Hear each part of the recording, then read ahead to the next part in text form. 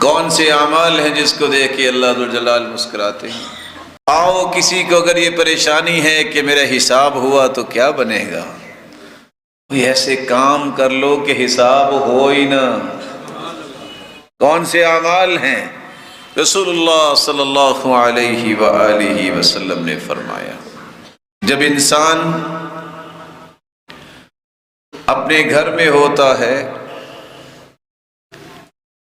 سردی بھی ہے، نرم و ملائم بستر بھی ہے، بیوی بچے بھی ہیں، یہ میں نہیں کہہ رہا، یہ اللہ کے رسول کے الفاظ کا ترجمہ ہے۔ والذی لہ امرأۃ حسناء، خوبصورت بیوی ہے، فراش لین، نرم و ملائم بستر ہے، حسن، اور وہ بھی نرم و ملائم ہی نہیں خوبصورت بستر ہے۔ یہ اٹھتا ہے، وضو کرتا ہے، اللہ کے سامنے تہجد کے لیے کھڑا ہو جاتا ہے۔ اللہ ذو الجلال فرماتے ہیں یہ چاہتا تو سویا رہتا۔